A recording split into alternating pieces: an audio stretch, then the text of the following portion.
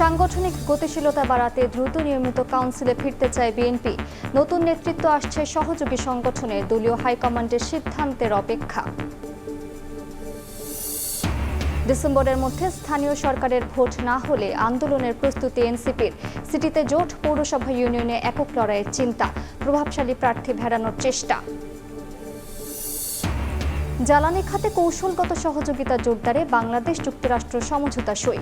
বাড়বে LNG LPG আমদানির সুযোগ, খুলবে প্রযুক্তি ও জ্ঞান বিনিময়ের পথ।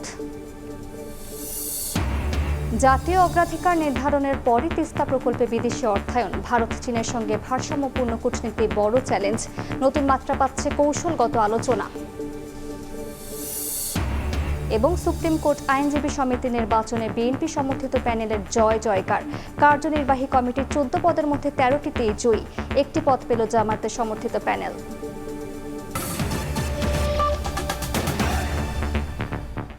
সকালের সময়ের সঙ্গে আছে আমি মালিহা সুহরওয়ার্দী। নতুন নেতৃত্ব আসছে ক্ষমতাসীন বিএনপির সহযোগী সংগঠনে। চলছে নেতৃত্ব যাচাই বাছাই। ছাত্রদল, যুবদলের নেতাদের অপেক্ষা সাংগঠনিক অভিভাবক তারেক রহমানের সিদ্ধান্তের।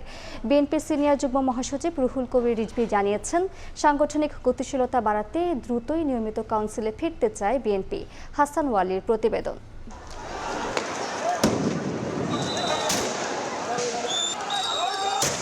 আওয়ামী শাসনের বিরুদ্ধে 16 বছর রাজপথের প্রমিথিউস হয়েছিল ছাত্রদল, যুবদল সহ বিএনপির অঙ্গ সহযোগী সংগঠন। গণতন্ত্র ও ভোটাধিকার রক্ষার দীর্ঘ লড়াইয়ে জাতীয়তাবাদী আদর্শের নেতাকর্মী ও সমর্থকদের হতে হয় হামলা, মামলা, জেল জুলুমের শিকার। শুধুমাত্র একটাই কথা, প্লিজ কেউ কাউকে ছেড়ে দেন না, এভাবেই ঘরে থাকবেন। রাজপথের যোদ্ধাদের হার না মানার সাহসে 24-এর গণঅভ্যুত্থানে পতন হয় শেখ হাসিনার শাসনের। নানা চড়াই উতরাই পেরিয়ে নির্বাচনের মধ্য দিয়ে সরকারে এখন বিএনপি। শপথ করিতেছি যে সরকারের প্রধানমন্ত্রী রূপে ক্ষমতাসীন বিএনপি ও অঙ্গ সহযোগী প্রায় সব সংগঠন বর্তমানে মেয়াদ উত্তীর্ণ। নিয়মিত কাউন্সিল না হয় মূল দল সহ 11টি অঙ্গ সহযোগী সংগঠনের মধ্যে 10টির মেয়াদ শেষ হয়েছে অনেক আগেই। কোথাও 3 বছর, কোথাও 5 বছর, আবার কোথাও এক যুগ একই কমিটি বহাল রয়েছে। নিয়মিত কমিটি গঠন প্রক্রিয়া থমকে যাওয়ার পেছনে আওয়ামী দুঃশাসনকে দুষছেন নেতাকর্মীরা। নতুন কমিটি গঠন করার ক্ষেত্রে অপেক্ষায় রয়েছেন সাংগঠনিক অভিভাবক তারেক রহমানের নির্দেশনার।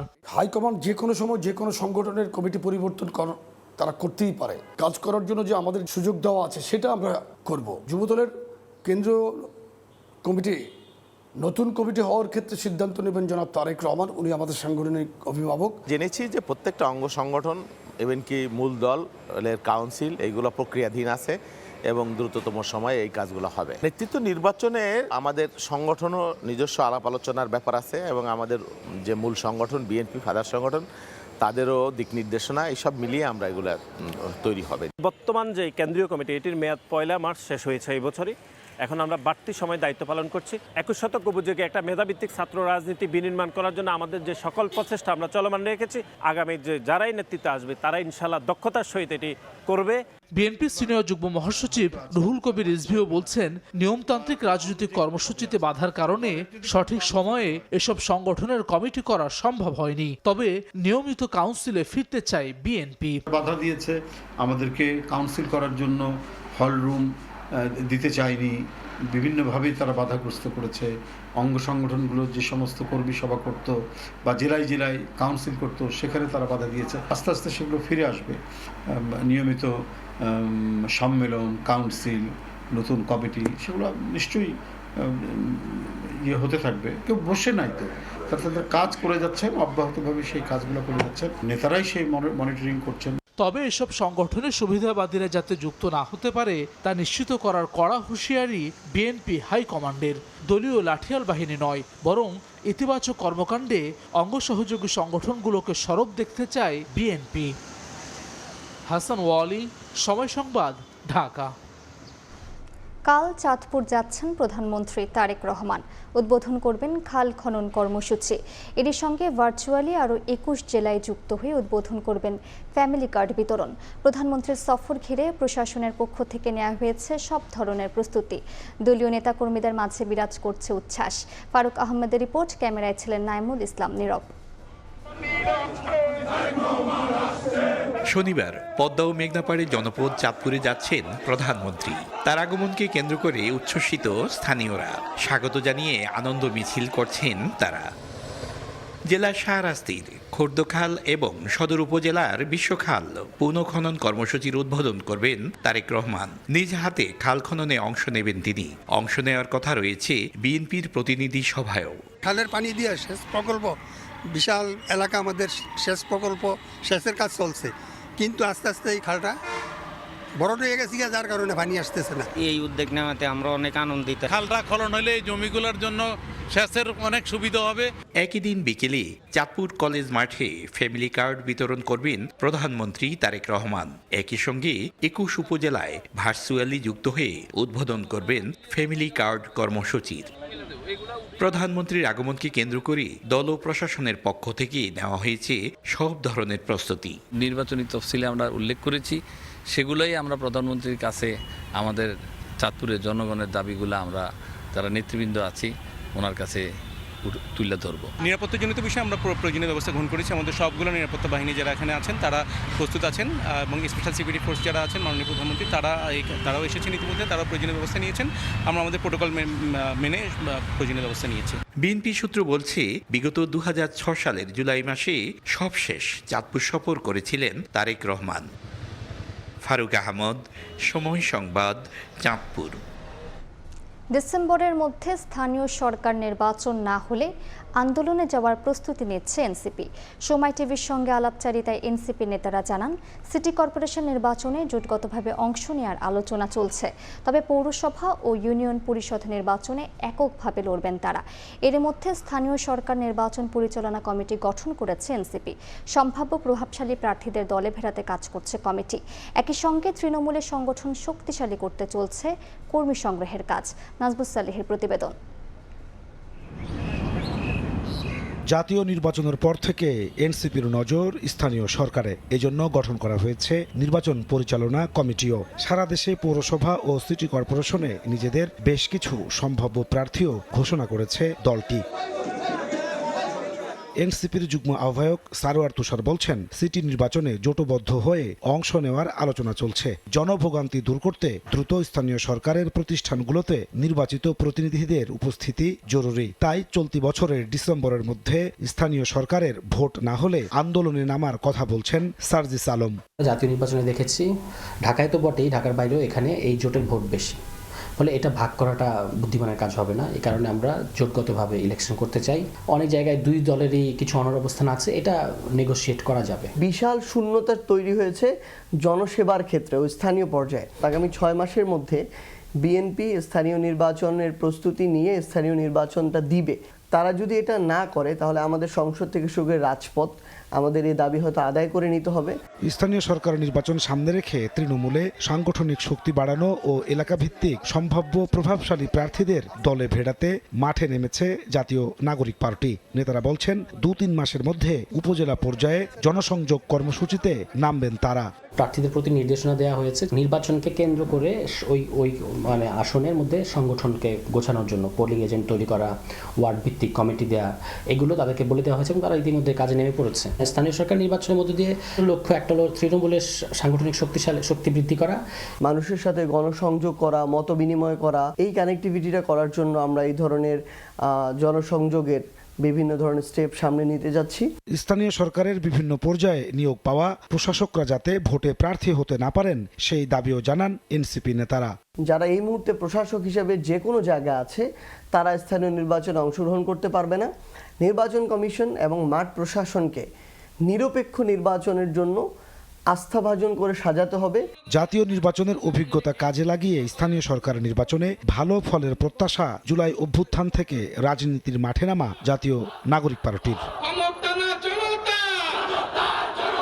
নাজমুস সালেহী, সময় সংবাদ, ঢাকা। জ্বালানি খাতে কৌশলগত সহযোগিতা জোরদারে বাংলাদেশ ও যুক্তরাষ্ট্রের মধ্যে একটি সমঝোতা স্মারক সই হয়েছে। ওয়াশিংটনে যুক্তরাষ্ট্রের ডিপার্টমেন্ট অফ এনার্জিতে স্থানীয় সময় বৃহস্পতিবার এটি সই হয়। দুদেশের মধ্যে দীর্ঘমেয়াদী জ্বালানি নিরাপত্তা ও সহযোগিতা বাড়ানোর লক্ষ্যে যুক্তরাষ্ট্রের পক্ষে এনার্জি সেক্রেটারি ক্রিস রাইট এবং বাংলাদেশের পক্ষে পররাষ্ট্রমন্ত্রী খলিলুর রহমান এতে স্বাক্ষর করেন। মধ্যপ্রাচ্য সংকটের কারণে জ্বালানি নিরাপত্তায় সৃষ্ট চাপের মধ্যে এটি গুরুত্বপূর্ণ হিসেবে বিবেচনা করা হচ্ছে। এর মাধ্যমে বাংলাদেশের যুক্তরাষ্ট্র থেকে এলএনজি, এলপিজি এবং অন্যান্য জ্বালানি পণ্য আমদানির সুযোগ বাড়বে। পাশাপাশি তেল, গ্যাস, জিওথার্মাল ও বায়ো এনার্জি খাতে প্রযুক্তি ও জ্ঞান বিনিময়ের পথ খুলবে।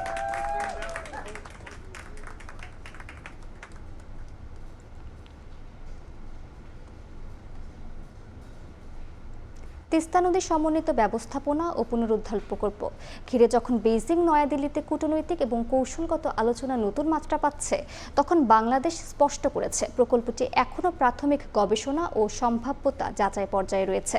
পানি সম্পদ মন্ত্রী জানিয়েছেন, পূর্ণাঙ্গ সমীক্ষা এবং জাতীয় অগ্রাধিকার নির্ধারণের পরই বিদেশি অংশীদারিত্ব বা অর্থায়নের সিদ্ধান্ত হবে। আন্তর্জাতিক সম্পর্ক বিশ্লেষকদের মতে, তিস্তা প্রশ্নে আঞ্চলিক শান্তিগুলোর আগ্রহকে ভারসাম্যপূর্ণ কূটনীতির মাধ্যমে জাতীয় স্বার্থের সঙ্গে সমন্বয় করাই হবে বড় চ্যালেঞ্জ। Shatila শারমিনের report. এক সময়ের জল টলমলে তিস্তা এখন নিজেই ভুগছে খরায়। উজানে ভারতের গজলডোবা ব্যারেজ নির্মাণ তিস্তাকে শুধু মৃত্যুর দিকে ঠেলে দেয়নি, ক্ষতিগ্রস্ত করেছে উত্তরাঞ্চলের অর্থনৈতিক স্থিতি, সামাজিক ভারসাম্য, যার প্রভাব বহন করছেন 2 কোটিরও বেশি মানুষ। বহু প্রতিশ্রুতি এবং দ্বিপাক্ষিক আলোচনার পরও তিস্তার পানি বন্টন চুক্তি এখনও আলোর মুখ দেখেনি। এ প্রেক্ষাপটে তিস্তা নদী সমন্বিত ব্যবস্থাপনা ও পুনরুদ্ধার প্রকল্প হাতে নেয় বাংলাদেশ। শুধু অবকাঠামোগত উন্নয়ন পরিকল্পনা নয়, এটি জল নিরাপত্তা, কৃষি উৎপাদন এবং বন্যা নিয়ন্ত্রণের সঙ্গে সরাসরি যুক্ত কৌশলগত উদ্যোগ। ফলে প্রকল্পটিকে ঘিরে রয়েছে চীন ও ভারতের পৃথক আগ্রহ। সবশেষ 6 মে বেইজিং সফরে পররাষ্ট্রমন্ত্রী ডক্টর খলিলুর রহমান চীনের পররাষ্ট্রমন্ত্রী ওয়াং ইর সঙ্গে বৈঠকে তিস্তা প্রকল্পে দেশটির কারিগরি এবং আর্থিক সহযোগিতা নিয়ে আলোচনা করেন। এরপর নয়াদিল্লির কূটনৈতিক মহল বিষয়টিকে নতুন করে পর্যবেক্ষণ শুরু করে। তবে পানি সম্পদ মন্ত্রী বলছেন, তিস্তা প্রকল্পের সম্ভাব্যতা যাচাই এখনো সম্পূর্ণ হয়নি। তিনি বলেন, পূর্ণাঙ্গ সমীক্ষা, অর্থনৈতিক কার্যকারিতা এবং জাতীয় প্রয়োজন মূল্যায়নের পরই প্রকল্প অনুমোদন এবং আন্তর্জাতিক অংশীদারিত্বের বিষয় বিবেচনা করা হবে। চায়না, যেটা বলছি, একটা স্টাডি রিপোর্ট করার জন্য সেখানে গিয়েছে, গণশুনানিতে অংশগ্রহণ করেছে। পররাষ্ট্র মন্ত্রী সাহেব যখন চায়না গিয়েছেন ওই কথাটাই বলেছেন। কিন্তু এখন পর্যন্ত আমাদের স্বার্থ অনুযায়ী আমাদের কি প্রয়োজন সেটা নিয়ে আমাদের সমীক্ষা চলছে, যেটা হলো কারিগরি সমীক্ষা। এই মুহূর্তে আসলে কথা বলার মতো দৃশ্যমান তিস্তা মহাপরিকল্পনা নিয়ে একেবারে ইমিডিয়েট কোনো সিদ্ধান্ত দিয়ে দেওয়া, এই ধরনের কোনো অবস্থান তৈরি হয়নি। আন্তর্জাতিক সম্পর্ক বিশ্লেষকদের মতে, তিস্তা প্রকল্পে উন্নয়ন অগ্রাধিকার, আঞ্চলিক ভারসাম্য এবং কৌশলগত স্বার্থ, এই 3টি বিষয় সমন্বয় করে অগ্রসর হতে হবে। দীর্ঘ সময় ভারতের সেন্সিটিভিটি বুঝেছি, আমরা এখনো বুঝি। এরকম একটা বড় অবকাঠামোগত একটা প্রকল্পে চীনাদের আপনার সেটা হলো ইনভলভমেন্ট এবং তাদের যে এখানে তারা যে থাকবে এখানে অবস্থান, এটি ভারতের জন্য এক ধরনের একটা ডিসকমফোর্টের কারণ। এত কাছে শিলিগুড়ি করিডোর। আমার প্রয়োজনের নিরিখে আমার এই তিস্তা প্রকল্প বাস্তবায়ন জরুরি দরকার, এটা মাথায় রেখে এখন আমি কিভাবে পদ্ধতিগতভাবে এগোবো সেটা আমাদের সিদ্ধান্ত নিতে হবে। তাদের মতে, ভারত ও চীনের সঙ্গে প্রতিযোগিতামূলক নয়, বরং ভারসাম্যপূর্ণ ও বাস্তববাদী কূটনৈতিক সম্পর্ক বজায় রেখেই দীর্ঘমেয়াদী জাতীয় স্বার্থ নিশ্চিত করা সম্ভব। তিস্তা নদী ব্যবস্থাপনা ও সমন্বিত প্রকল্পে বাংলাদেশকে সবার আগে গুরুত্ব দিতে হবে নিজেদের স্বার্থের দিকে। জনগুরুত্বপূর্ণ এই প্রকল্পে প্রতিবেশী রাষ্ট্র ভারত এবং চীনের আগ্রহকে সামলাতে হবে কূটনৈতিকভাবে, এবং সর্বোপরি এই প্রকল্পকে দ্রুততার সঙ্গে এগিয়ে নিয়ে যেতে হবে। শাতিলা শারমিন, সময় সংবাদ, ঢাকা। সভাপতি, সম্পাদক সহ সুপ্রিম কোর্ট আইনজীবী সমিতির নির্বাচনে কার্যনির্বাহী কমিটির 14টি পদের মধ্যে 13টিতেই জয় পেয়েছে বিএনপি সমর্থিত প্যানেল, আর জামাত সমর্থিত প্যানেল জয় পেয়েছে 1টিতে। সভাপতি মাননীয় সংসদ সদস্য আলহাজ সুপ্রিম কোর্ট আইনজীবী সমিতির নির্বাচনের ফল ঘোষণার পর বিজয়ীদের বরণ করে নেওয়া হয় ফুল দিয়ে। সভাপতি নির্বাচিত হয়েছেন ব্যারিস্টার AM মাহবুবুদ্দিন খোকন এবং সম্পাদক পদে জয় পেয়েছেন অ্যাডভোকেট মোহাম্মদ আলী। শীর্ষ 2 পদে বিজয়ী 2 জনই বিএনপি সমর্থিত প্যানেলের। ইনশাআল্লাহ আমরা এই নবনির্বাচিত প্যানেল স্বাধীন বিচার ব্যবস্থার জন্য, মানুষের ন্যায় বিচার নিশ্চিত করার জন্য, মানবাধিকার রক্ষা করার জন্য এবং বাংলাদেশে যেন বিচার বিভাগ আইন অনুযায়ী চলে, সেই জন্য আমরা বলিষ্ঠ ভূমিকা রাখবো। গণনা শেষে শুক্রবার মধ্যরাতে ঘোষণা করা হয় সুপ্রিম কোর্ট আইনজীবী সমিতির নির্বাচনের ফল।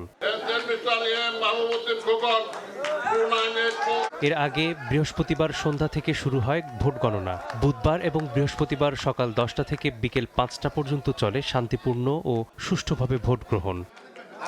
সুপ্রিম কোর্ট আইনজীবী সমিতির 2026 থেকে 2027 মেয়াদের কার্যনির্বাহী কমিটির 14টি পদের জন্য ভোটের লড়াইয়ে নামেন 40 জন প্রার্থী।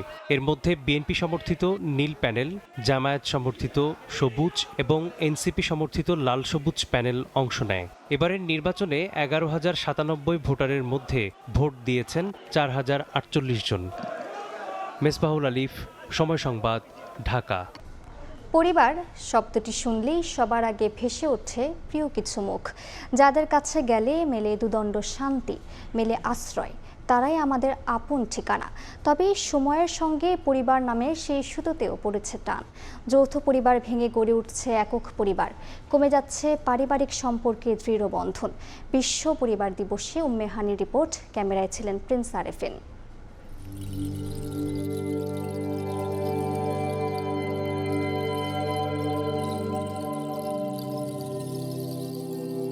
পরিবার ছোট্ট একটি শব্দে জড়িয়ে আছে দীর্ঘ অটুট বন্ধনের আবেগ। পরিবার মানে শেষ আশ্রয়, পরিবার মানে মমতার ছোঁয়া, ক্লান্ত দিন শেষে নির্ভরতার নিরাপদ স্থান।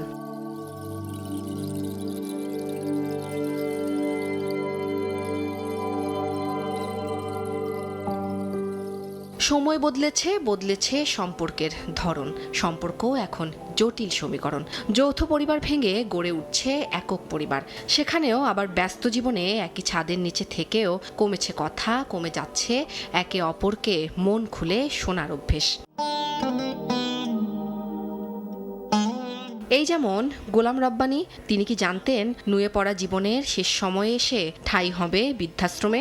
আপনজন থেকে দূরে গিয়ে এখন তার সময় কাটে এই 4 দেয়ালের ভিতর লেখালেখি আর বই পড়ে। তার কাছে পরিবার মানে আসলে কি? যখন রাতের বেলা আসে, একাকী যখন হয়, তখন বুঝতে পারি যে আসলে আমি একা। বাহ্যিক লাইফে এত বেশি ডিপেন্ডেন্ট হয়ে যাচ্ছে যে তার বাইরেও যে তার কিছু একটা লাইফ আছে, ফ্যামিলি আছে, একটু মানে অন্য একটা শান্তির জায়গা আছে, সেটা মানুষ মনে রাখে না। সোশ্যাল মিডিয়ার একটা বড় ইফেক্ট আছে। 5 ইয়ার্স 10 ইয়ার্স আগে হচ্ছে দেখা যায় পরিবারের সবাইকে নিয়ে কিন্তু একসাথে বসে আমরা লাঞ্চ করতাম, এটা একটা বেসিক আমি কথা বলতেছি। বাট এখন আসলে পুরোটা ডিফারেন্ট। জীবনটাও এখন বড়ই জটিল। প্রযুক্তি নির্ভরতা, পারিপার্শ্বিক অস্থিরতা বাড়িয়েছে পরিবারের মানুষের মানসিক দূরত্ব। যেটুকু সময় পাই সেই সময়টুকু আসলে দেখা যাচ্ছে কি আমরা ডিভাইসে বসে থাকি। পুঁজিবাদী বিশ্ব ব্যবস্থায় অনেক বেশি মেশিন হয়ে যেতে হয়েছে আমাদেরকে।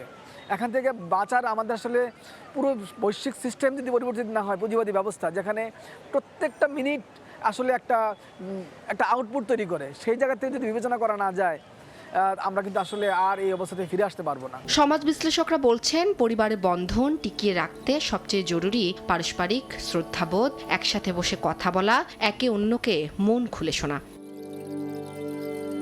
এই কূলে আমি, ওই কূলে তুমি, মাঝখানে ওই নদী বয়ে চলে যায়। মান্নাদের এই কালজয়ী গানই যেন হয়ে উঠেছে আজকালকার পরিবারগুলোর গল্প। যৌথ পরিবার ভেঙে তৈরি হচ্ছে একক পরিবার, আবার কোনো পরিবারে বাবা মা সন্তান একই ছাদের নিচে থেকেও কোথাও যেন দূরে। অথচ পরিবাররা নিজেরাই তাদের দায়িত্ব নিয়ে ভাঙাতে পারেন এই অসীম দূরত্ব। উম্মে হানি, সময় সংবাদ, ঢাকা। এবার জানবো মাদারীপুরের হাম পরিস্থিতির খবর। বিস্তারিত জানাতে যোগ দিচ্ছেন সহকর্মী সঞ্জয় কর্মকার অভিজিৎ। সরাসরি যাচ্ছি তার কাছে। মাদারীপুরে এখন পর্যন্ত সবশেষ পরিসংখ্যান অনুযায়ী 365 জন হামে আক্রান্ত হয়ে শিশু মাদারীপুর 250 শয্যা হাসপাতালে ভর্তি হয়েছে। তার মধ্যে 3 জন গত 24 ঘন্টায় ভর্তি হয়েছে। বর্তমানে এখন ভর্তি আছে 32 জন। আমরা কথা বলেছিলাম মাদারীপুর 250 শয্যা হাসপাতালের আবাসিক মেডিকেল অফিসার ডাক্তার অখিল সরকারের সাথে কথা বলেছিলাম। তিনি আমাদেরকে জানিয়েছেন যে হামে যে আক্রান্ত হচ্ছে শিশুরা, সেক্ষেত্রে আতঙ্কিত বা ভয়ের কোনো কারণ নেই। কোনো উপসর্গ দেখা দিলে তাৎক্ষণিক উপজেলা স্বাস্থ্য কমপ্লেক্স, পাশাপাশি মাদারীপুর 250 শয্যা জেলা হাসপাতালে ছুটে আসতে বলা হয়েছে এবং পর্যাপ্ত যে চিকিৎসা সেটি কিন্তু নিতে বলা হয়েছে। অর্থাৎ এই হামের যে প্রতিরোধের যে টিকা সেটিও কিন্তু পর্যাপ্ত মজুত রয়েছে বলে আমাদেরকে জানানো হয়েছে। যদি কোনো শিশুর হামের টিকা দেওয়ার দরকার পড়ে তাহলে তাৎক্ষণিক হাসপাতালে ছুটে আসতে বলা হয়েছে। পাশাপাশি শিশুদের যে তরলজাত খাবার সেটি খাওয়ানোর জন্য কিন্তু পরামর্শ দিয়েছেন হাসপাতালের চিকিৎসক। মাদারীপুরের যে জেলার সবচেয়ে বড় হাসপাতাল, সরকারি হাসপাতাল, সেখানে কিন্তু হামের যে আইসোলেশন কর্নার খোলা হয়েছে, অর্থাৎ যে হামে আক্রান্ত যে শিশুরা তারা যাতে তাৎক্ষণিক চিকিৎসা নিতে পারেন সেজন্য কিন্তু একটি ইউনিট খোলা হয়েছে। এছাড়া গত 24 ঘন্টায় কিন্তু হাসপাতাল থেকে 14 জনকে 24 ঘন্টায় হাসপাতাল থেকে কিন্তু শিশুদের 14 জনকে ছুটি দেওয়া হয়েছে এবং গুরুতর এখন পর্যন্ত 36 জনকে রাজধানী ঢাকা মেডিকেল কলেজ হাসপাতালে কিন্তু এখান থেকে প্রেরণ করা হয়েছে। তো সবকিছু মিলিয়ে বলা যায় মাদারীপুরে সবশেষ তথ্য অনুযায়ী এক শিশু মারা গেছে এই চলতি মৌসুমে হামে আক্রান্ত হয়ে, এছাড়া বাকিরা মোটামুটি সুস্থ আছে। তো এই ছিল আমার কাছে মাদারীপুর 250 শয্যা জেলা হাসপাতাল থেকে যে হামে আক্রান্ত হচ্ছে শিশুরা, সেখান থেকে সব শেষ। যুক্ত ছিলাম মাদারীপুর। ইলেকট্রিক ও হাইব্রিড গাড়ি কিনতে এখন গ্রাহকরা 80 লাখ টাকা পর্যন্ত ঋণ সুবিধা পাবেন। নগরের দূষণ কমাতে পরিবেশ বান্ধব এসব গাড়ি আমদানি ও বিনিয়োগে বাড়তি সহায়তা পাবেন বিনিয়োগকারীরা, জানিয়েছে বাংলাদেশ ব্যাংক। তবে নীতি সুবিধা ছাড়াও ডিজেল চালিত গাড়ির তুলনায় রোড ট্যাক্স ও আমদানি কর হ্রাস এবং ব্যাংক ঋণের সুদ একক সংখ্যা নির্ধারণ ক্রেতাদের ইলেকট্রিক গাড়ি কিনতে উদ্বুদ্ধ করবে বলে মনে করেন এ খাতের উদ্যোক্তারা। সেলিয়া সুলতানার রিপোর্ট। নিজের একটি গাড়ি থাকা যেন স্বপ্ন আর সফলতার প্রতীক। সেই স্বপ্ন পূরণ করতে এখন ঋণ দিবে ব্যাংক। বাংলাদেশ সড়ক পরিবহন কর্তৃপক্ষের তথ্য অনুযায়ী 2022 সালে বৈদ্যুতিক গাড়ি নিবন্ধন চালু হওয়ার পর বৈদ্যুতিক ও হাইব্রিড গাড়ি নিবন্ধন হয়েছে মাত্র 500টি। এর মধ্যে 2024-25 অর্থবছরে 178টি বৈদ্যুতিক গাড়ি আমদানি হয়। এই সময় নিবন্ধন হয় 400-র কিছু বেশি গাড়ি। বাংলাদেশে সড়কে চলা মোট যানবাহনের তুলনায় এটি 0.01%। Hybrid, plug in hybrid, even EV, এইসব গাড়ির রেজিস্ট্রেশনের ক্ষেত্রেও যদি আপনি কিছুটা ছাড় দেন, পাশাপাশি যদি ব্যাংক ইন্টারেস্টও যদি সিঙ্গেল ডিজিটে নিয়ে আসে, তাহলে কিন্তু আমি মনে করি বিক্রি আরও বাড়বে, ক্রেতারা কিন্তু উৎসাহিত হবে এই পরিবেশ বান্ধব গাড়ি কেনার জন্য। অনেক দেশে কিন্তু এই পরিবেশ বান্ধব গাড়ি কিনলে 5 বছরের রোড ট্যাক্স কিন্তু মওকুফ করা হয়। রক্ষণাবেক্ষণের খরচ কম হওয়া ও পেট্রোল ডিজেল চালিত গাড়ির তুলনায় সাশ্রয়ী পরিচালনা ব্যয়ের কারণে চীনের 60% এবং নরওয়ের 93% মানুষের কাছে জনপ্রিয় এই বাহন। তবে বিশ্ববাজারে জ্বালানি তেলের অস্থিরতায় আবারও বৈদ্যুতিক গাড়ি ব্যবহারের উপর জোর দিচ্ছে সরকার। বৈদ্যুতিক ও হাইব্রিড গাড়ি কিনতে উৎসাহিত করতে ব্যাংক ঋণের সীমা 60 লাখ থেকে বাড়িয়ে সর্বোচ্চ 80 লাখ করার নির্দেশনা দিয়েছে কেন্দ্রীয় ব্যাংক। বেড়েছে বিনিয়োগের অনুপাত। আমরা কোনো প্রতিবন্ধকতা থাকলে সেগুলো পলিসি সাপোর্ট দ্বারা দূর করতে পারি, তবে অবশ্যই সেখানে বিদেশি বিনিয়োগ আসবে। এবং বাংলাদেশ ছোট দেশ, কিন্তু জনসংখ্যা তো অনেক বেশি এবং এদেশে একটা বড় মিডল ক্লাস সোসাইটি আছে, যেটা আগ্রহী যে কোনো পশ্চিমা বিশ্বের যে কোনো দেশের জন্য কিন্তু বিনিয়োগের একটা আগ্রহের জায়গা। বিশ্বে পরিবেশ বান্ধব দেশগুলোর কাছে বৈদ্যুতিক গাড়ির জনপ্রিয়তা দিন দিন বাড়ছে। নরওয়ের ওসলো, বার্জেন, চীনের শেনজেন, নেদারল্যান্ডের আমস্টারডাম, যুক্তরাষ্ট্রের লস অ্যাঞ্জেলস, সুইডেনের স্টকহোম শহরের বাতাস বায়ুমানের সূচকে বিশ্বের অন্যতম সেরা ও দূষণমুক্ত শহরের তালিকায় উঠেছে বৈদ্যুতিক গাড়িতে ভর করে। সেলিয়া সুলতানা, সময় সংবাদ, ঢাকা। আসছে বাজেটে আরও বাড়ছে করমুক্ত আয় সীমা। অন্তর্বর্তী সরকারের বাড়ানো সীমার সঙ্গে আরও 25,000 টাকা যুক্ত করে করমুক্ত আয় সীমা 4 লাখ টাকা করার সিদ্ধান্ত নিতে যাচ্ছে বর্তমান বিএনপি সরকার। কর হার ও স্ল্যাবেও আসছে পরিবর্তন, এমন তথ্যই মিলেছে এনবিআর ও অর্থ মন্ত্রণালয় থেকে। যদিও আয় ব্যয়ের বাস্তবতায় করমুক্ত আয় সীমা বাড়ানোর দাবি সাধারণ মানুষ ও উদ্যোক্তাদের। হার না বাড়িয়ে জাল বাড়ানোর পরামর্শ অর্থনীতিবিদদের। ফরহাদুর রহমানের রিপোর্ট। জিডিপির 25 থেকে 30% যোগান আসে ক্ষুদ্র ও মাঝারি শিল্প বা এসএমই খাত থেকে। অর্থনীতিতে বৃহৎ অবদান রাখা এই খাতের উদ্যোক্তারা বছরব্যাপী ভোগেন কর সংক্রান্ত জটিলতায়, যার বড় অংশ জুড়ে রয়েছে আয়কর। ট্যাক্সটা সরকার একটু বিবেচনা করে দেখে যে একটা নির্দিষ্ট অ্যামাউন্ট পর্যন্ত 5% ট্যাক্সটা দিতে হবে না, তাহলে আমাদের সেলসটা একটু বাড়ে বা আমরা একটু স্বাচ্ছন্দ্য বোধ দিয়ে কাজ করতে পারি। সমন্বিত উন্নয়নের জন্য এই তাদেরকেও অনবোর্ড করতে হবে, বাট ওই অনবোর্ড করতে গেলে যে যন্ত্রণাগুলো আছে এটা যদি সমাধানের পথ না সরকার সৃষ্টি করে, এটা কিন্তু যেই কথাটা বারবার বছরের পর বছর উচ্চারিত হচ্ছে সেটাই থেকে যাবে। আগের অর্থবছরের মতো চলতি 2025-26 অর্থবছরে করমুক্ত আয়ের সীমা 3,50,000 টাকায় রেখে বাজেট ঘোষণা করে অন্তর্বর্তী সরকার। তবে প্রতিশ্রুতি দেয় আগামী 2026-27 ও 2027-28 অর্থবছরের জন্য ব্যক্তি শ্রেণীর করমুক্ত আয় সীমা 3.5 লাখ থেকে বাড়িয়ে 3,75,000 টাকা করার। এনবিআর ও অর্থ মন্ত্রণালয় সূত্র বলছে, করমুক্ত আয়সীমায় পরিবর্তন আনছে নতুন বিএনপি সরকার। করমুক্ত আয়সীমা বেড়ে হতে পারে 4 লাখ টাকা, তবে কমতে পারে করের স্ল্যাব বা স্তর। 7 স্তর নেমে আসতে পারে 6 স্তরে। এছাড়া প্রথম স্ল্যাবে কর হার বাড়ানো হতে পারে 5%। তবে করমুক্ত আয়সীমা বাড়ানোর দাবি সাধারণ করদাতাদের। কর আদায়ে রাজস্ব বোর্ডের স্বচ্ছতা ও জবাবদিহিতা নিশ্চিত এবং ডিজিটাইজেশনে আরও জোর দেওয়ার তাগিদ তাদের। 3.5 লক্ষ টাকা আছে, এটা যদি অন্তত 5 লক্ষ টাকা করা হয় তাহলে দেখা যাবে যে যারা কর দিত না, যারা করটাকে ভয় পেত, যারা করের আওতায় আসতো না, তাদের জন্য সুবিধা হতো, তারা অন্তত করের আওতায় আসতো, পরবর্তীতে সে কর দিতে অভ্যস্ত হতো। সবাইকে করের আওতায় আনা উচিত, কিন্তু করের আওতায় যদি আনতে হয় সেক্ষেত্রে অফিসারদেরকেও সহনশীল হইতে হবে। অর্থনীতিবিদদের মতে করের হার ও সীমা যৌক্তিকীকরণ করা দরকার। এছাড়া হার না বাড়িয়ে করজাল সম্প্রসারণে উদ্যোগী হওয়ার পরামর্শ দিচ্ছেন তারা। আমাদের কর আয়সীমাটা নির্ধারণ করার জন্য একটা যৌক্তিক মানদণ্ড আমাদেরকে ব্যবহার করতে হবে এবং যারা কর দিচ্ছেন তাদেরকে প্রেশারটা না বাড়িয়ে করের জালটাকে বিস্তার করার জন্য প্রচেষ্টাটাকে নেওয়া উচিত। রাজস্ব বোর্ডের তথ্য বলছে প্রায় 1,20,00,000 কর শনাক্তকরণ নম্বরধারীর মধ্যে গেল 14 মে পর্যন্ত অনলাইনে নিবন্ধন করেছেন 50 লাখ করদাতা। বিপরীতে রিটার্ন দাখিল করেছেন 41 লাখ। একটি শক্তিশালী অর্থনীতির জন্য শক্তিশালী কর সংস্কৃতির বিকল্প নেই। নাগরিকরা স্বতঃস্ফূর্তভাবে কর দিলে বাড়বে রাষ্ট্রের সক্ষমতা, ত্বরান্বিত হবে উন্নয়ন। তবে সরকারের পক্ষ থেকে জনগণের উপর করকে বোঝা হিসেবেও না চাপানোর আহ্বান সংশ্লিষ্টদের। ফরহাদুর রহমান, সময় সংবাদ, ঢাকা। দফায় দফায় উচ্ছেদ আর আলটিমেটাম দিয়েও দখলমুক্ত করা যায়নি মহাসড়ক। গাজীপুরের ঢাকা টাঙ্গাইল, ঢাকা ময়মনসিংহ মহাসড়ক এখন জমজমাট বাজার। এমন পরিস্থিতিতে আসছে ঈদে ভোগান্তি পৌঁছাতে পারে চরমে। স্থানীয় প্রশাসনের ইজারা জটিলতায় এই সমস্যার অন্যতম কারণ বলছেন বিশেষজ্ঞরা। মোহাম্মদ আরিফের ছবিতে মেহেদি হাসানের রিপোর্ট। সড়কের উপর বাজার নাকি বাজারে সড়ক, প্রথম দেখায় তা বোঝা দায়। এটি ঢাকা ময়মনসিংহ মহাসড়কের চিত্র। টঙ্গী থেকে শুরু করে ভালুকা পর্যন্ত দিনরাত চলছে এই সড়ক দখলের প্রতিযোগিতা। আবার মহাসড়কের বিভিন্ন গুরুত্বপূর্ণ পয়েন্টকে বাজার দেখিয়ে তা ইজারা দিয়েছে স্থানীয় প্রশাসন। ফলাফল চরম জনদুর্ভোগ। অনেক সমস্যা হয়, আমরা জিনিসপত্র নিয়ে যাইতে এই যে গাড়ি এটা খারাপ রয়েছে, আমি কোন গান দিয়ে যাবো? ব্রিজের মাথা থেকে শুরু করে এই পর্যন্ত ওই মাথা পর্যন্ত পুরোটাই জ্যাম থাকে সবসময়। দূরপাল্লার গাড়িগুলা এখানে জ্যামে পড়ে, অ্যাম্বুলেন্সগুলা জ্যামে পড়ে। ঈদ এলেই মহাসড়ক দখলের এই ভোগান্তি আরও ভয়াবহ আকার ধারণ করে। তাই আগেভাগেই সড়ক ছেড়ে দেওয়ার আলটিমেটাম দিয়েছে সড়ক ও জনপদ অধিদপ্তর। বাজারগুলিতে যে ইজারাদাররা ইজারা নিয়েছেন তাদেরকে চিঠি দিয়ে ওয়ার্ন করেছি, একটা নির্দিষ্ট সময় দেওয়া হয়েছে, তাদেরকে বলা হয়েছে যেন তারা নিজ দায়িত্বে ওই সময়ের মধ্যে সড়ক ও জনপদের যে মালিকানাধীন জায়গা আছে সেই জায়গাটুকু ছেড়ে দেয়।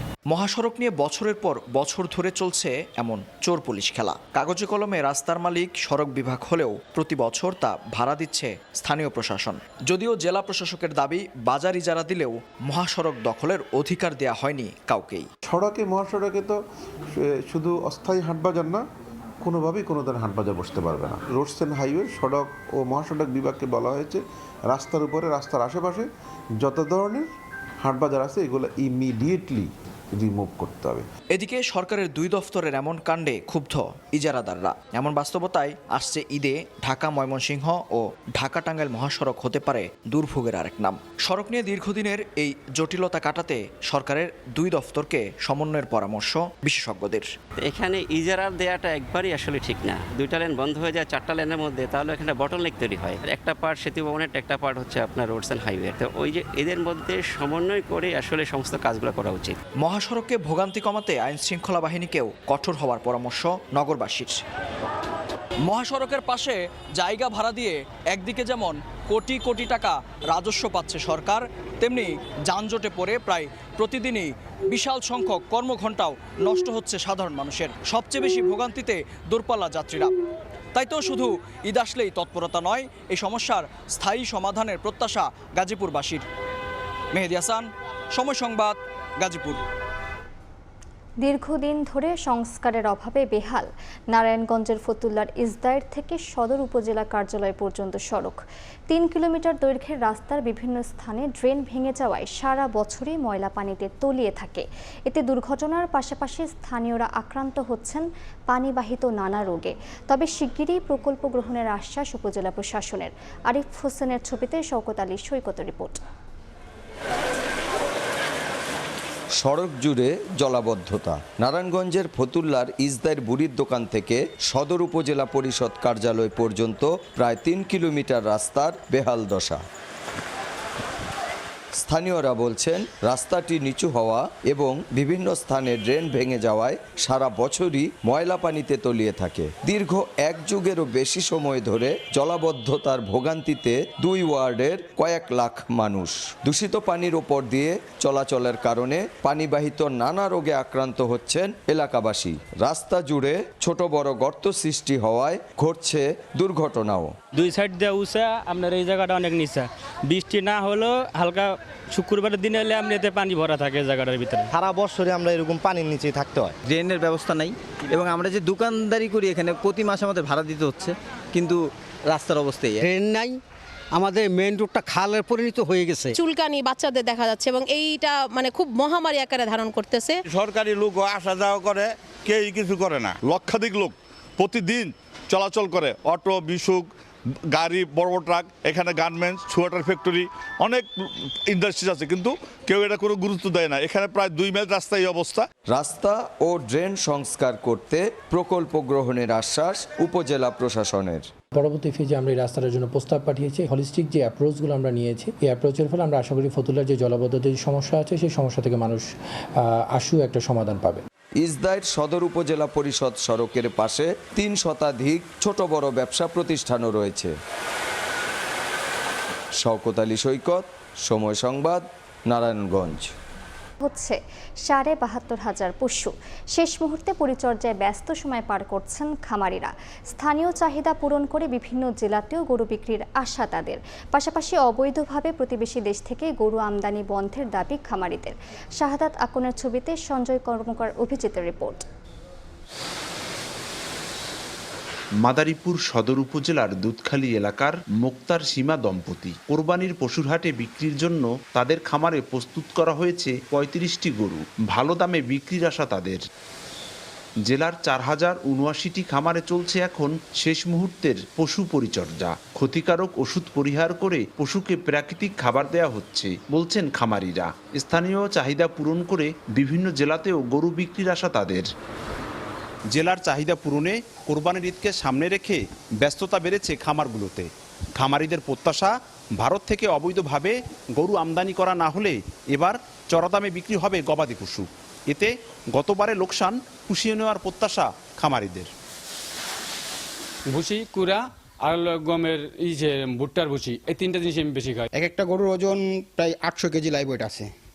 ওটার দাম আমরা নির্ধারিত করেছি 5 লাখ টাকা চাচ্ছি। ভারত থেকে যদি কোনো গরু না আসে তাহলে আমরা এই গরুগুলা খুব লাভবান বিক্রি করতে পারবো। জেলা প্রাণী সম্পদ বিভাগ বলছে পশু বিক্রির স্থায়ী ও অস্থায়ী অর্ধশত হাটকে ঘিরে গঠন করা হয়েছে 16টি মেডিকেল টিম। স্টেরয়েড হরমোন যাতে ব্যবহৃত না হয় সেই জন্য পরামর্শ দিচ্ছে আমাদের মেডিকেল টিমগুলো। সারা জেলাতেই কাজ করতেছে। প্রাণী সম্পদ বিভাগের তথ্য মতে মাদারীপুরে ৬৬,৮৮০ পশুর চাহিদার বিপরীতে প্রস্তুত করা হয়েছে ৭২,৪৯৫টি পশু। সঞ্জয় কর্মকার, অভিজিৎ, সময় সংবাদ, মাদারীপুর। জমে উঠেছে বাগেরহাটে পশুর হাটগুলো। বিস্তারিত জানাতে বাগেরহাটের ফকিরহাট বেতাগাহাট থেকে সরাসরি যুক্ত হচ্ছেন সহকর্মী আলী আকবর টুটুল। বাগেরহাটের সবচেয়ে বড় পশুর হাট বাগেরহাটের ফকিরহাটের এবং বেতাগা এলাকায়। এই বেতাগা এলাকায় আমরা দেখেছি যে সকাল থেকেই কিন্তু বেচাকেনা শুরু হয়েছে। এই হাটে বাগেরহাট শুধু নয় এবং খুলনা এবং গোপালগঞ্জ, মাদারীপুর থেকে এখানে কিন্তু ব্যাপারীরা এখানে গরু নিয়ে আসেন এবং তারা কিন্তু এখানে বিক্রি করেন। আমরা যদি একটু বলি যে আসলে বাগেরহাটের যে এই হাটটি, এখানে প্রায় সকাল থেকে যে বেচাকেনা শুরু হয়, প্রায় কয়েক হাজার এখানে কিন্তু পশু এখানে কিন্তু নিয়ে আসেন এবং সবচেয়ে বেশি আসলে বাজারটা এবং সরগরম থাকে আসলে দেশি গরুর প্রতি মানুষের ঝোঁক বেশি, কারণ এই অঞ্চলে আসলে যারা দেশি গরু আসলে বেছে নেয়, কারণ হলো এই কোরবানির জন্য আসলে দেশি পশু যে রয়েছে সেগুলো কিন্তু আপনারা ক্রয় করে। এবং আজকে যদি আমরা বলি যে আজকে হাট কিন্তু একটা স্বাভাবিক রয়েছে এবং আজকে কিন্তু জমতে শুরু করেছে এই হাট এবং সকাল থেকে কিন্তু হাজার হাজার গরু নিয়ে এবং এখানে আসছেন অনেক ব্যাপারীরা দূর দূরান্ত থেকে আসছেন এবং অনেক বড় গরু রয়েছে, প্রায় 2.5 থেকে 3 লক্ষ টাকা দাম এবং তার নিচে প্রায় 1 লাখ টাকার মতন গরু এখানে রয়েছে। আমরা কথা বলছিলাম এখানে ক্রেতা বিক্রেতাদের সাথে, তারা কিন্তু বলেছে অনেক নিরাপত্তার মধ্য দিয়ে এবং এই হাটটি থাকে। এখানে সব ধরনের এবং ভলান্টিয়ার থাকে এবং এখানে পুলিশ প্রশাসন থেকে শুরু করে এবং প্রাণী সম্পদ সব ধরনের এখানে নিরাপত্তার ব্যবস্থা এবং তাদেরকে সহযোগিতা করার জন্য থাকে, কারণ অনেক দূর দূরান্ত থেকে এই হাটে কিন্তু এখনো নিয়ে আসে। তবে আর মাত্র কিন্তু 14 দিন বাকি রয়েছে এই কোরবানি। সেই কোরবানির হাটে কিন্তু এটা সাপ্তাহিক হাট এবং হাটে কিন্তু শুক্রবার এবং সোমবার দুই দিন কিন্তু হাট এখানে বসেন। এবং আমরা কথা বলছিলাম এখানে যারা ইজারাদার রয়েছে তারা কিন্তু বলছিলেন যে এখানে কিন্তু অনেকেই কিন্তু এখানে যারা এবং তারা কিন্তু সরকারের রেটের চাইতেও আসলে কম এখানে তারা যে খাজনা নেন এবং এখানে যারা রয়েছে তারা কিন্তু আমরা বলছি যে হাজার হাজার এখানে যে গরু ওঠে এবং আজকে প্রায় 6,000-এর গরু এখানে তারা কিন্তু নিয়ে এসেছেন, এমনটাই কিন্তু তারা কিন্তু বলছেন। তবে বিভিন্ন আকারে যে পশু রয়েছে এই পশু কিন্তু এক ধরনের কদর রয়েছে এবং এই অঞ্চলে সবচেয়ে বড় যে পশুর হাট, এই পশুর হাটে কোরবানির যে হাট জমে উঠেছে। এই ছিল আমার কাছে সবশেষ। যুক্ত ছিলাম বাগেরহাটে। সাতক্ষীরায় হিমসাগর আমপাড়া ও বাজারজাত শুরু হচ্ছে আজ থেকে। বিস্তারিত জানাতে সদর উপজেলার কুখরালী গ্রামে আছেন রিপোর্টার মমতাজ আহমেদ বাপি। সরাসরি চলে যাচ্ছি তার কাছে।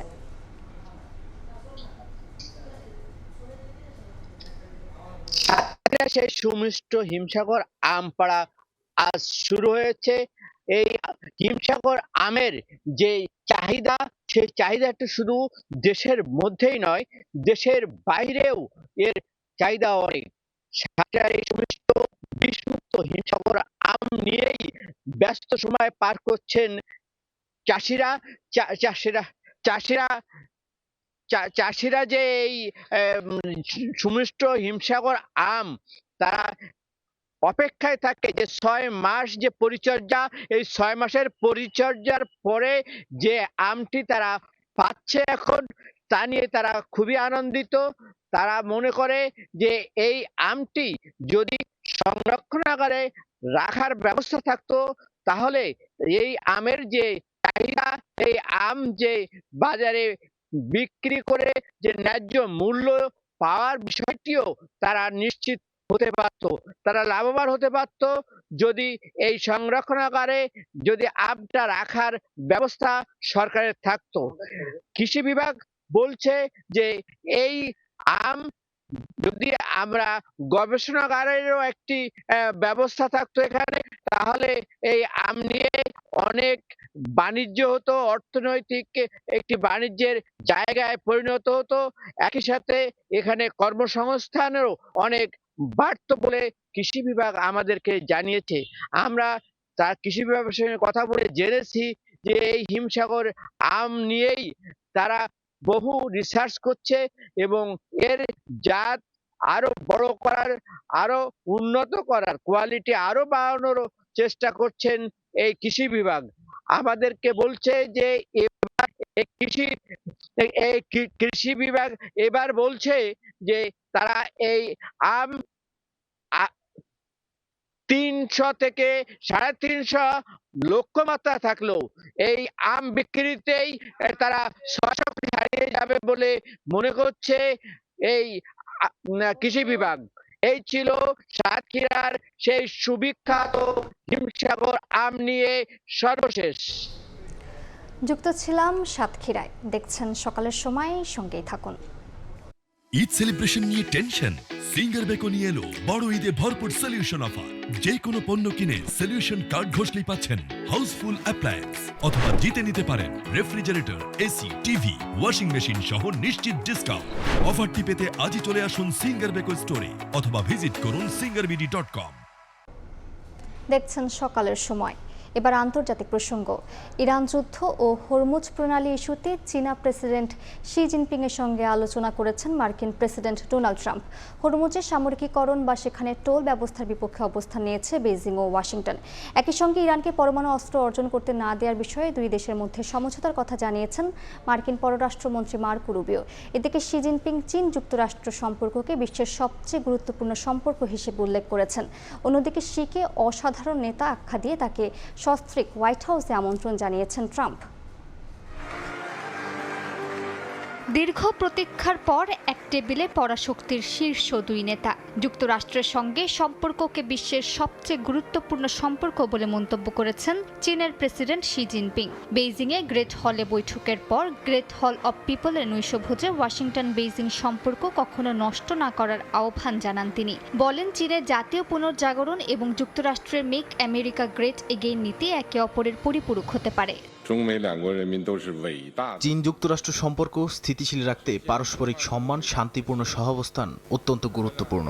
আমাদের উচিত চীন যুক্তরাষ্ট্র সম্পর্কের বিশাল জাহাজটিকে সঠিক পথে স্থিরভাবে এগিয়ে নেয়া।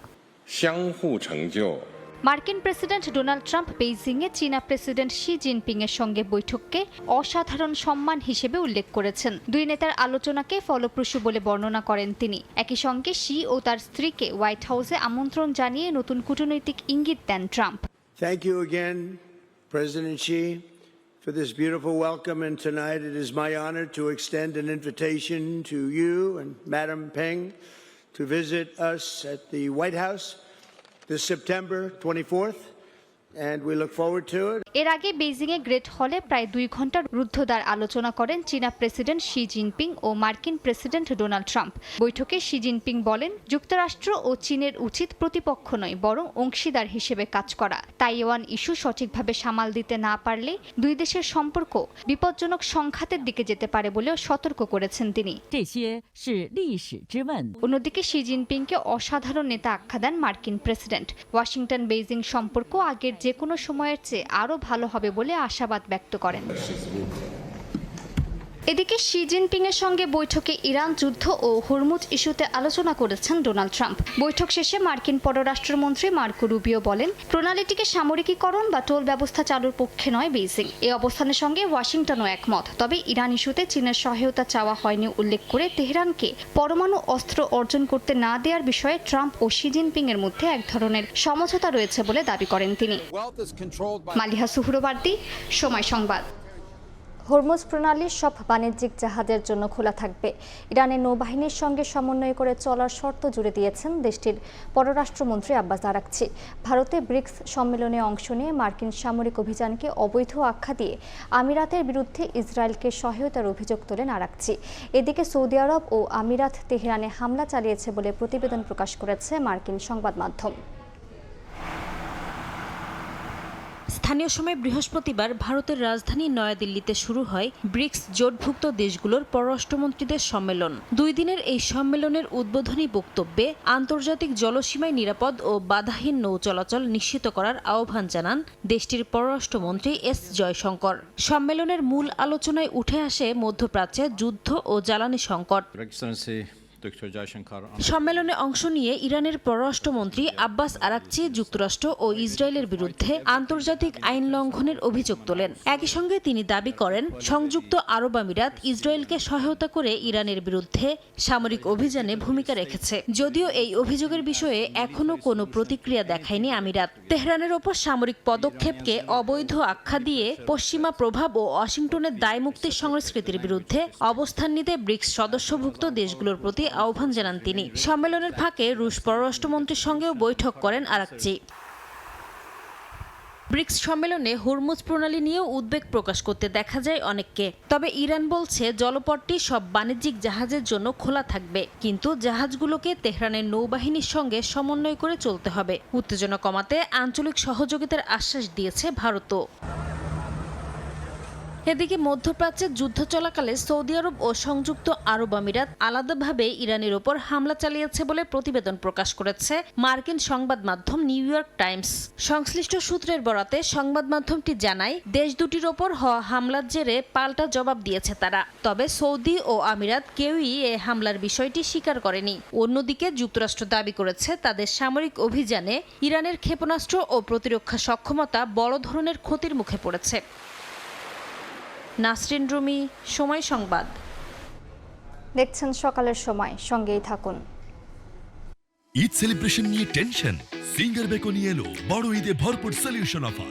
যে কোনো পণ্য কিনে সলিউশন কার্ড ঘষলেই পাচ্ছেন হাউসফুল অ্যাপ্লায়েন্স, অথবা জিতে নিতে পারেন refrigerator, AC, TV, washing machine সহ নিশ্চিত ডিসকাউন্ট।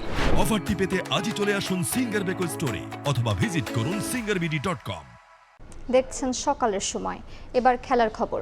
জাতীয় দলের জন্য কোচ নিয়োগে বাজেট কোনো সমস্যা হবে না বলে জানিয়েছেন যুব ও ক্রীড়া প্রতিমন্ত্রী আমিনুল হক। বাফুফে সভাপতির সঙ্গে বসে দ্রুতই কোচ নিয়ে বাজেট ইস্যু সমাধান করতে চান তিনি। দেশের ফুটবল সমর্থকদের চাওয়া অনুযায়ী হাই প্রোফাইল কোচই নিয়োগ দেওয়া হবে বলে জানান আমিনুল হক। এদিকে হাই প্রোফাইল কোচের অধীনে অনুশীলন করতে মুখিয়ে আছেন জাতীয় দলের ফুটবলাররা। আজই ঘোষণা করা হতে পারে নতুন কোচের নাম। হামজা সমিতদের ডাগআউটে কে দাঁড়াচ্ছেন? বহুল কাঙ্ক্ষিত সেই প্রশ্নের উত্তর জানতে ফুটবল সমর্থকদের অপেক্ষা করতে হবে আর অল্প কিছু সময়। ফেডারেশনের সংক্ষিপ্ত তালিকায় থাকা সকল কোচদের সঙ্গে ইতোমধ্যে সাক্ষাৎকার পর্ব শেষ করেছে বাফুফের জাতীয় দল ব্যবস্থাপনা কমিটি। ফেডারেশনের বিভিন্ন সূত্রের খবর, কোচ নিয়োগে বাফুফের পছন্দের তালিকায় সবার উপরে আছেন সাবেক ওয়েলস ও ফুলহাম কোচ ক্রিস কোলম্যান। লাল সবুজ দলের সঙ্গে কাজ করার আগ্রহ প্রকাশ করেছেন কোলম্যান নিজেও। তবে যত বিপত্তি বাজেটে। হাই প্রোফাইল কোচের স্যালারিটাও হাই, তাকে আনার মতো বাজেট নেই ফেডারেশনের তহবিলে। ঠিক এই সময়ে আশার আলো দেখাচ্ছে যুব ও ক্রীড়া প্রতিমন্ত্রী আমিনুল হকের প্রতিশ্রুতি। সারা বাংলাদেশের যে দর্শকদের যে চাওয়া রয়েছে, যে প্রত্যাশা রয়েছে, আমরা সর্বোচ্চভাবে গুরুত্ব দিয়ে যাকে আমাদের বেস্ট মনে হবে, যাকে দিলে আমার বাংলাদেশের ফুটবল এগিয়ে যাওয়ার অনেক বেশি সম্ভাবনা থাকবে, আমরা সেই মানুষটিকে নিয়োগ দিব। বাফুফের সাথে এক হয়ে আমরা বেস্ট পসিবল কোচকে নিয়োগ দেওয়ার জন্য যা করণীয় আছে সার্বিক সহযোগিতা বাফুফের পক্ষে থাকবে। কোচ ইস্যুতে যুব ও ক্রীড়া প্রতিমন্ত্রীর সঙ্গে বাফুফে সভাপতির বৈঠক বসার কথা রয়েছে। সেখানেই ব্যাটে বলে মিলে গেলে ক্রিস কোলম্যানকে লাল সবুজের কোচ হিসেবে ঘোষণা করবে ফেডারেশন। হাই প্রোফাইল কোচের অধীনে অনুশীলন করতে মুখিয়ে আছেন জাতীয় দলের ফুটবলাররা। কোচ হয়ে যেই আসুক না কেন দেশের ফুটবলকে এগিয়ে নিয়ে যেতে চান তারা। উনি সবাইকে দেখবে, পরখ করবে, তারপরে আমার মনে হয় যে আরও ভালো প্লেয়ার আসবে সামনে। আবার আমাদের বাংলাদেশ প্রিমিয়ার লিগের থেকেও আপনার ভালো প্লেয়ার উঠবে। আশা করি তখন ভালো রেজাল্ট করতে পারবে। একটাই চাওয়া যে যেই কোচই আসুক না কেন আমাদের দেশের ফুটবলের জন্য যাতে একটা পজিটিভলি একটা দিক হয়। আগামী 5 জুন সান মারিনোর বিপক্ষে অ্যাওয়ে ম্যাচ খেলবে বাংলাদেশ দল, আর সেই ম্যাচই হবে নতুন কোচের প্রথম অ্যাসাইনমেন্ট। ফাহিম ইসলাম, সময় সংবাদ, ঢাকা। কুমিল্লায় আজই নিষ্পত্তি ঘটতে পারে বাংলাদেশ ফুটবল লিগের চলতি মৌসুমের শিরোপার। 17তম রাউন্ডে মুখোমুখি হবে বসুন্ধরা কিংস ও আবাহনী লিমিটেড। ভাষা শহীদ ধীরেন্দ্রনাথ দত্ত স্টেডিয়ামে ম্যাচ শুরু বিকেল 3:45টায়। দ্বিতীয় স্থানে থাকা আবাহনীকে হারালে ষষ্ঠ লিগ শিরোপা জিতবে কিংস। 1 পয়েন্টে পিছিয়ে আকাশী নীল শিবির জিতলে শেষ ম্যাচে নিষ্পত্তি হবে শিরোপার। এই দুই দল ড্র করলে শিরোপা ভাগ্য ঠিক হবে লিগের শেষ রাউন্ডে। সম্ভাবনা থাকবে 3-এ থাকা ফোর্টিসেরও। তবে ফেভারিট হয়ে কুমিল্লায় মাঠে নামবে কিংস। শিরোপা জিতলে আবাহনীর সমান রেকর্ড 6 বার চ্যাম্পিয়নের মুকুট উঠবে তাদের মাথায়। বসুন্ধরা কিংস শীর্ষ লিগে ওঠার পর থেকে কখনোই চ্যাম্পিয়ন হতে পারেনি আবাহনী। শেষ 6 মৌসুমে 5 বার কিংস ও 1 বার লিগ শিরোপা জিতেছে মোহামেডান।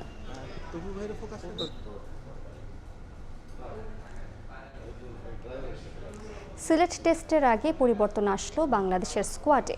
ইনজুরিতে ছিটকে গেছেন সাদমান ইসলাম, তার পরিবর্তে দলের সঙ্গে যুক্ত হলেন জাকির হাসান। সিরিজ নির্ধারিত নেই ম্যাচে ভোগাতে পারে বৃষ্টি, তবে ওই মেঘলা আবহাওয়াতেই লাক্কাতুরায় ঘাম ঝরিয়েছে বাংলাদেশ ও পাকিস্তান দল। সিলেট থেকে নৌশাদ আহমেদের ছবিতে অপু বণিকের রিপোর্ট।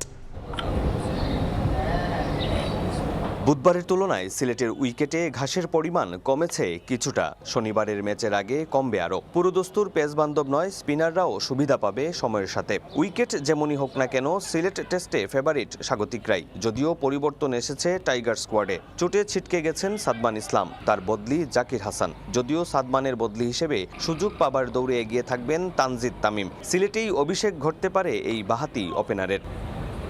একাদশ নিয়ে ম্যানেজমেন্টের চূড়ান্ত সিদ্ধান্ত আসবে শুক্রবারের অনুশীলন শেষে। এর আগে ফুরফুরে মেজাজে ফিল সিমন্সের দল। ওয়ার্ম আপের পরে আলাদাভাবে হয়েছে ব্যাটে বলের প্রস্তুতি। ওয়ার্কলোড ম্যানেজমেন্টের অংশ হিসেবে পেস ইউনিটেও আসতে পারে পরিবর্তন। অবশ্য সুযোগ যারাই পাক, সিরিজ জয়ে বাংলাদেশ যে আত্মবিশ্বাসী, তেমনই ইঙ্গিত ফিল্ডিং কোচের কণ্ঠে। ওদের সাথে দীর্ঘদিন ধরেই খেলেছে আমাদের প্লেয়াররা, তারা জানে যে তার উইক জোন কোনটা, তার স্ট্রং জোন কোনটা। ভালো একটা দিক যে আমাদের দেশে আগেও ছিল 140-145 বল করার মতো প্লেয়ার, এবং নাহিদ রানা একটা আমাদের নতুন যে সেন্সেশন আমাদের পেস বোলিংয়ে, এটা আমাদের জন্য একটা প্লাস পয়েন্ট। প্লাস সাথে আমাদের তাসকিনও কিন্তু 140+ বল করে, ইবাদত বল করে, এবং শরীফুলও বল করে। তো এটা আমাদের জন্য একটা খুব ভালো একটা পজিটিভ সাইড যে নাহিদ রানার মতো পেস বোলার আমাদের টিমে আছে। বাংলাদেশ মেঘলা আবহাওয়ায় অনুশীলন সারলেও পাকিস্তানের সময় আকাশ ছিল রৌদ্রোজ্জ্বল। চোট থেকে ফিরতে প্রস্তুত বাবর আজম। সকালে লম্বা সময় ঘাম জড়িয়েছে মেন ইন গ্রিন। সিরিজ বাঁচাতে মরিয়া সফররতরা, যদিও তা করতে সেরা ক্রিকেট খেলার বিকল্প নেই শান মাসুদদের। দ্বিতীয় টেস্টে আসবে একাধিক পরিবর্তন। বাদ পড়তে পারেন রিজওয়ান, সৌদ, শাকিলের মতো নাম। লাক্কাতুরায় পেস সামলানোই বেশ গুরুত্ব দিয়েছে পাকিস্তান। রানা, তাসকিনদের সামনে ঘুরে দাঁড়াতে চায় অতিথিরা। অপু বণিক, সময় সংবাদ, সিলেট। এ ছিল সকালের সময়। এরপর আন্তর্জাতিক সময় নিয়ে সঙ্গে থাকবেন সহকর্মী সাবরিনা মজুমদার। মালিহা, ধন্যবাদ আপনাকে। আন্তর্জাতিক সময় নিয়ে আসছি কিছুক্ষণ পর, সঙ্গে থাকুন সময়ের।